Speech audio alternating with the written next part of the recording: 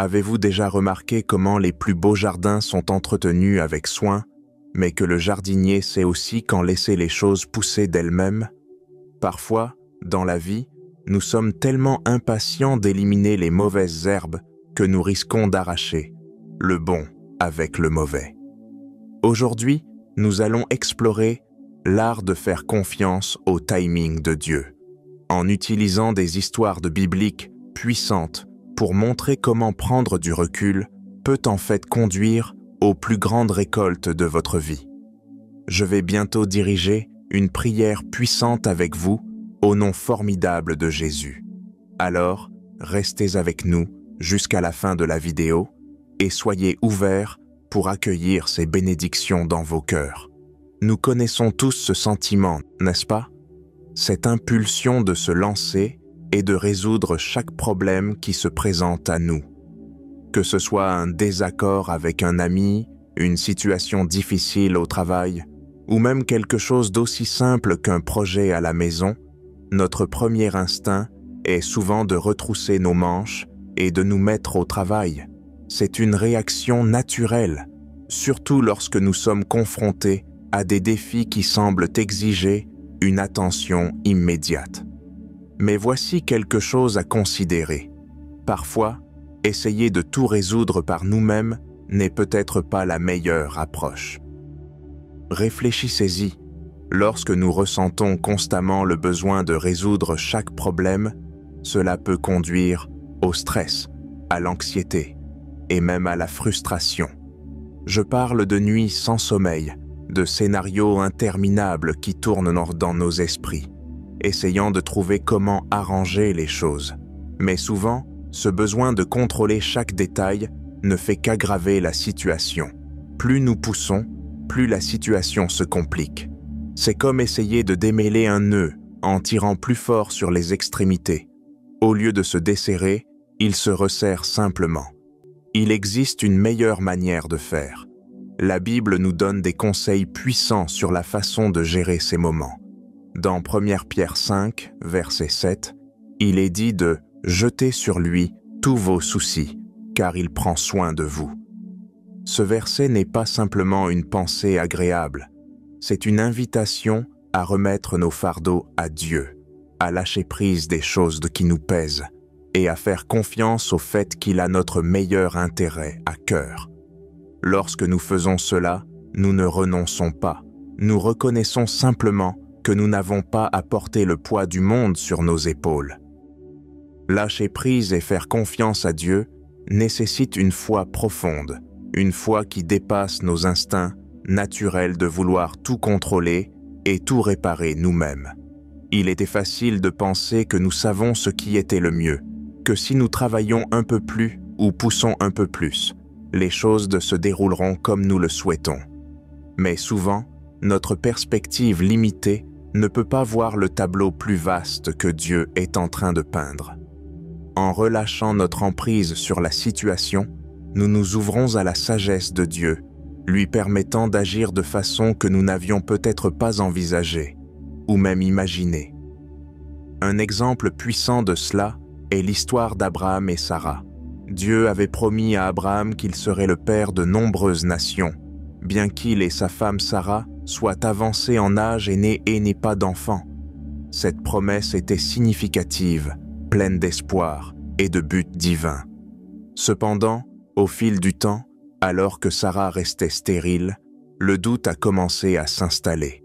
Ils ont commencé à se demander s'ils devaient peut-être prendre les choses en main pour accomplir la promesse de Dieu. Ainsi, au lieu d'attendre le timing de Dieu, Sarah a suggéré qu'Abraham ait un enfant avec sa servante Agar. Dans leur esprit, cela semblait être une solution raisonnable. Agar a effectivement eu un fils, Ismaël. Mais ce qui semblait être une solution rapide s'est avéré compliquer grandement les choses. L'introduction d'Agar et d'Ismaël dans leur famille a entraîné jalousie, conflits et chagrins. La situation a créé des divisions au sein du foyer qui dureraient des générations. Ce récit nous montre les conséquences de la tentative de réparer le plan de Dieu par nos propres moyens. La tentative d'Abraham et de Sarah de réaliser la promesse de Dieu, selon leur propre compréhension, n'a conduit qu'à davantage de défis et de difficultés. Ce n'est que lorsqu'ils ont appris à lâcher prise et à faire confiance au timing de Dieu que l'accomplissement véritable de la promesse a eu lieu. Sarah a finalement donné naissance à Isaac, le fils par lequel l'alliance de Dieu serait établie. Ce résultat, qu'ils n'auraient pas pu orchestrer eux-mêmes, faisait partie du plan parfait de Dieu depuis le début. Ce que ce récit nous enseigne, c'est que lâcher prise ne signifie pas que nous sommes le passif ou que nous abandonnons nos responsabilités. Au contraire, cela signifie faire notre part, suivre les conseils de Dieu, prendre des décisions sages, puis lui faire confiance pour les résultats. Cela implique de reconnaître qu'il y a des moments où notre compréhension est limitée et que la sagesse de Dieu est bien supérieure à tout ce que nous pourrions planifier. Lorsque nous relâchons le contrôle et faisons confiance au timing de Dieu, nous l'invitons à agir de manière qui dépasse notre imagination. Le psaume 37, verset 5, nous encourage à remettre ton sort à l'Éternel, mets en lui ta confiance, et il agira. Ce verset est un puissant rappel que notre rôle est de remettre notre chemin à Dieu, de lui faire confiance pour les détails et de croire qu'il apportera le meilleur résultat possible. Lorsque nous nous efforçons constamment de résoudre chaque problème dans nos vies, cela peut avoir un impact significatif sur notre bien-être. L'épuisement physique, émotionnel et spirituel qui résulte du fait de toujours essayer de tout réparer peut nous épuiser de façon que nous ne réalisons même pas. Nous devenons tellement concentrés sur la résolution de chaque problème que nous perdons de vue le tableau d'ensemble, la paix et le repos que Dieu nous offre, si nous lâchons simplement prise et lui faisons confiance. Cette lutte continue épuise notre énergie et affecte nos relations. Mais pourquoi ressentons-nous souvent le besoin de contrôler chaque aspect de notre vie? Souvent, cela découle d'un manque de confiance en la capacité de Dieu à gérer nos problèmes. Nous craignons que si nous ne prenons pas les choses en main, tout s'effondre. Cette peur de perdre le contrôle peut nous pousser à nous dépasser constamment, cherchant à tout arranger. Mais que se passerait-il si nous adoptions une approche différente? Jésus nous offre une belle invitation dans Matthieu 11, verset 28. « Venez à moi, vous tous qui êtes fatigués et chargés, et je vous donnerai du repos. » Ces mots sont un rappel que nous n'avons pas à porter nos fardeaux seuls. Nous n'avons pas à nous épuiser, à essayer de résoudre chaque problème. Au lieu de cela, nous pouvons venir à Jésus, déposer nos inquiétudes à ses pieds et trouver le repos dont nos âmes ont désespérément besoin. Ce repos n'est pas seulement physique, mais aussi spirituel. Une paix profonde et durable qui vient de la certitude que Dieu est en contrôle. Lorsque nous lâchons notre besoin de lutter constamment, nous créons de l'espace pour que Dieu fasse des miracles dans nos vies. En prenant du recul, nous lui permettons de montrer sa puissance de façon que nous n'aurions jamais imaginée. Parfois, les résultats les plus miraculeux viennent lorsque nous abandonnons finalement nos plans et laissons Dieu prendre le relais. C'est dans ces moments de surendé que nous voyons souvent la main de Dieu à l'œuvre de manière à nous rappeler sa grandeur et son amour pour nous. Maintenant, voici quelque chose d'essentiel à comprendre. Lâcher prise ne signifie pas que nous cessons de nous soucier ou que nous devenons passifs dans notre vie. Nous devons encore faire notre part.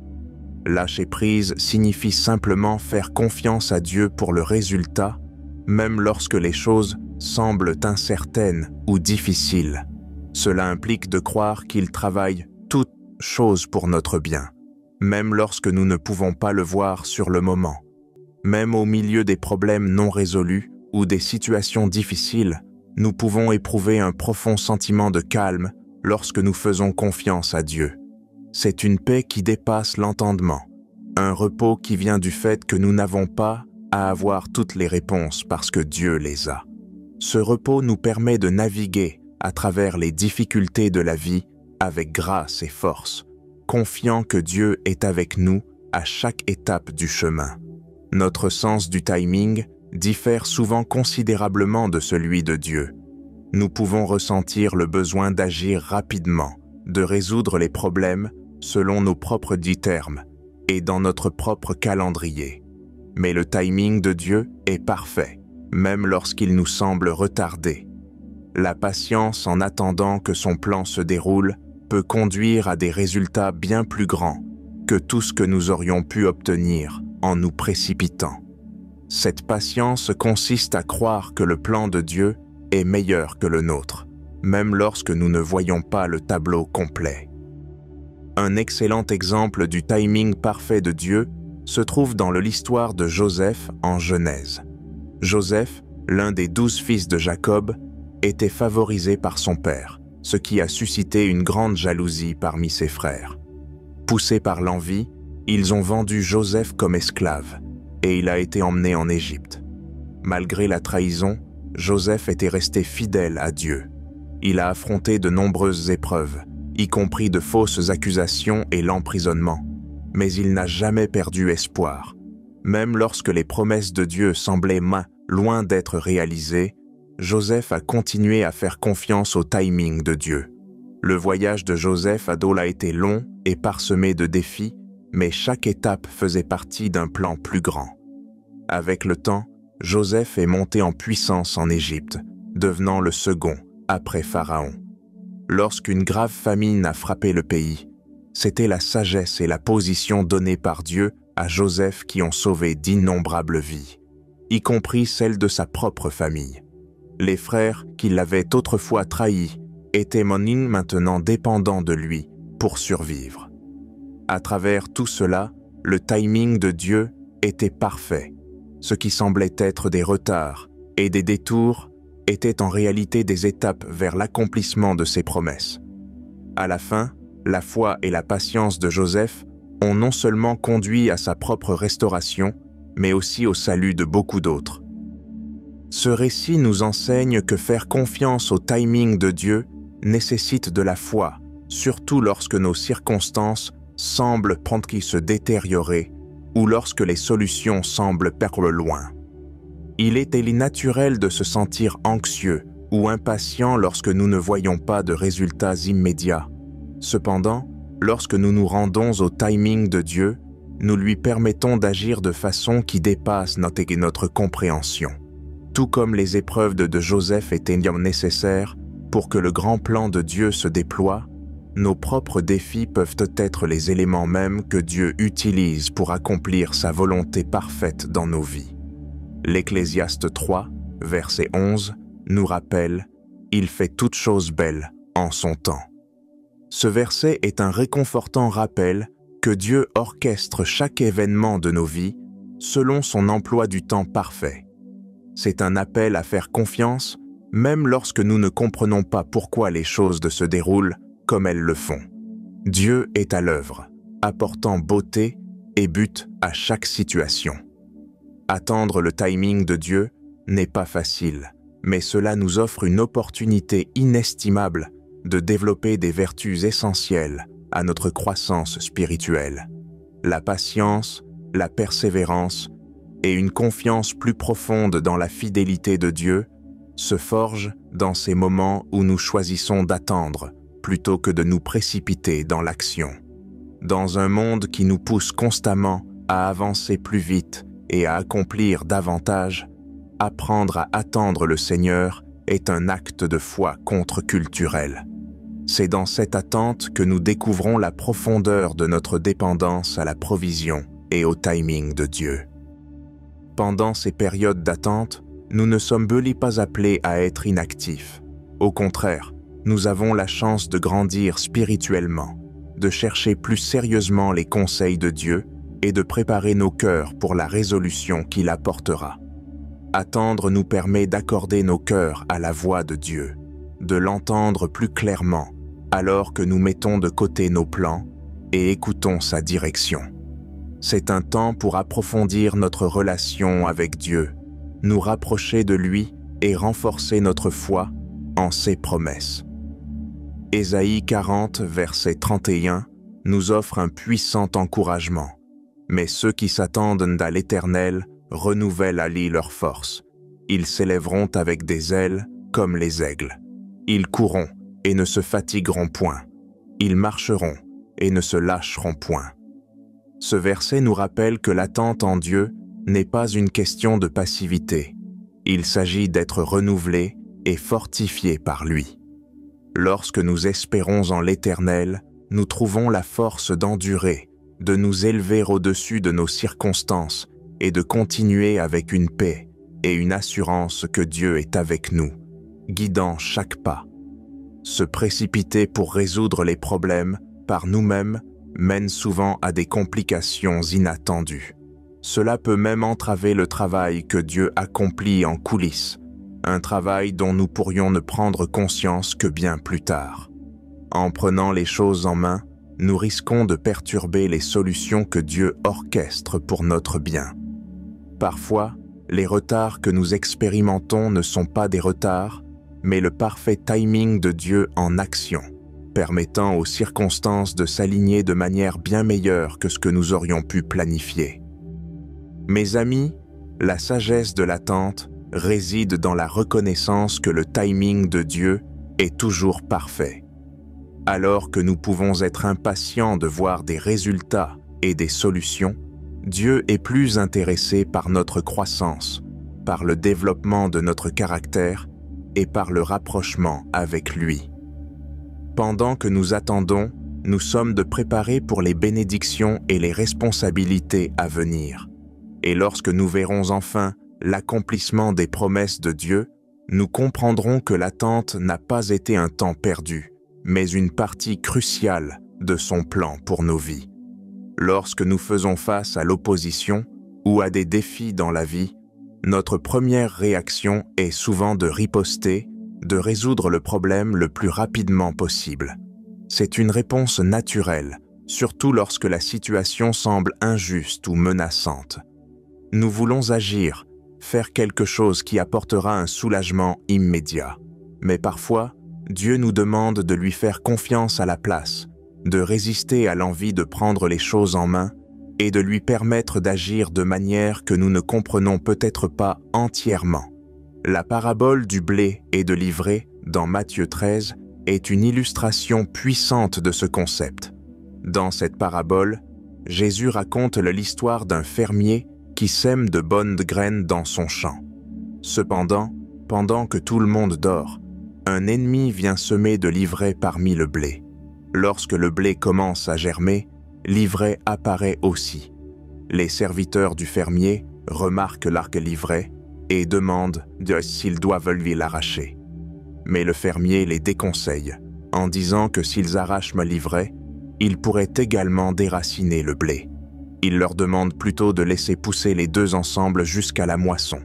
À ce moment-là, l'ivraie sera ramassée et brûlée, et le blé sera récolté dans le grenier. Cette parabole nous enseigne que parfois, Dieu permet que des défis ou des mauvaises herbes restent dans nos vies pour un but plus grand. Nous ne comprenons peut-être pas pourquoi ces obstacles sont présents, et nous pourrions être tentés de les éliminer immédiatement. Mais tout comme le fermier savait que l'arrachage prématuré de l'ivraie pourrait nuire au blé, Dieu sait que l'élimination précoce de certains défis pourrait perturber son plan plus grand. Il peut y avoir des aspects de notre croissance ou des situations qui se préparent pour un résultat plus significatif, un résultat que nous ne pouvons pas encore voir. Faire confiance à Dieu face à l'opposition signifie rester ferme dans notre foi, même lorsque nous ne comprenons pas pourquoi Dieu n'a pas éliminé l'obstacle. Cela exige que nous croyions qu'il a le contrôle et que sa sagesse dépasse largement la nôtre. Cette confiance n'est pas une résignation passive, mais une décision active de nous appuyer sur la force de Dieu plutôt que sur la nôtre. Il s'agit de choisir de croire que le timing et les méthodes de Dieu sont parfaits, même lorsqu'ils ne correspondent pas à nos désirs immédiats. Exode 14, verset 14, nous rappelle cette vérité. l'Éternel combattra pour vous, et vous, gardez le silence. Ce verset est un puissant rappel qu'en face de l'opposition, nous n'avons pas toujours besoin d'agir immédiatement ou agressivement. Parfois, la réponse la plus fidèle est de rester calme et de faire confiance à Dieu qui combat pour nous. Cela ne signifie pas que nous devons ignorer les défis ou manquer d'agir lorsque cela est nécessaire, mais plutôt que nous devons discerner quand il est temps de faire un pas en arrière et de laisser Dieu agir. En laissant certaines situations en l'état et en faisant confiance au timing de Dieu, nous ouvrons la porte pour qu'il apporte justice et résolution de manière bien plus grande que ce que nous pourrions réaliser par nous-mêmes. La perspective de Dieu est éternelle et il voit la fin dès le commencement. Alors que nous pourrions être concentrés sur le problème immédiat, Dieu travaille à un plan qui englobe non seulement nos circonstances présentes, mais aussi toute notre vie, et même la vie de ceux qui nous entourent. Donc, la prochaine fois que vous serez confrontés à une opposition ou un obstacle qui semble insurmontable, pensez à la parabole du blé et de l'ivraie. Réfléchissez à la sagesse d'attendre et de faire confiance au plan de Dieu. Rappelez-vous que, tout comme le fermier a attendu la moisson pour séparer le blé de l'ivraie, Dieu apportera la résolution parfaite en son propre temps. Lorsque nous choisissons de lâcher prise et de faire confiance à Dieu, nous nous ouvrons à un plan bien plus grand que ce que nous pourrions imaginer. La perspective de Dieu n'est pas limitée par le temps ou les circonstances, elle est éternelle. Ces solutions ne traiteront pas seulement nos préoccupations immédiates, mais aussi notre bien-être spirituel à long terme. En acceptant son plan, nous permettons à Dieu d'agir de manière que nous pourrions ne pas comprendre pleinement sur le moment, mais qui conduit finalement à de plus grandes bénédictions et à une croissance spirituelle plus profonde. L'histoire d'Esther est un exemple puissant de la manière dont Dieu œuvre dans l'ombre, orchestrant les événements selon son dessein divin. Esther était une jeune femme juive, devenue reine de Perse, à une époque où son peuple était menacé d'annihilation. Le conseiller du roi, Haman, avait conçu un plan pour détruire tous les Juifs de l'Empire. Ignorant les origines d'Esther, Haman obtint l'approbation du roi pour son plan mortel. Mais Dieu avait placé Esther dans le palais pour une raison, bien qu'elle ne la comprenne pas pleinement à l'époque. Avec les conseils de son cousin Mordecai, Esther s'approcha courageusement du roi, risquant sa vie pour révéler son identité et plaider pour son peuple. Son courage, combiné avec le timing parfait de Dieu, conduisit à la chute de Haman et à la sauvegarde du peuple juif. Ce qui est de remarquable dans ce récit, c'est comment la main de Dieu était à l'œuvre tout au long, même lorsque cela semblait être le silence. Esther ne voyait pas l'ensemble du tableau, mais en faisant confiance à Dieu et en agissant dans la foi, elle est devenue une pièce essentielle de son plan plus grand. Nous sommes d'ici rappelés que les plans de Dieu s'étendent souvent bien au-delà de notre compréhension immédiate. Bien qu'Esther aurait pu être contente de vivre paisiblement en tant que reine, Dieu avait des buts beaucoup plus grands pour sa vie.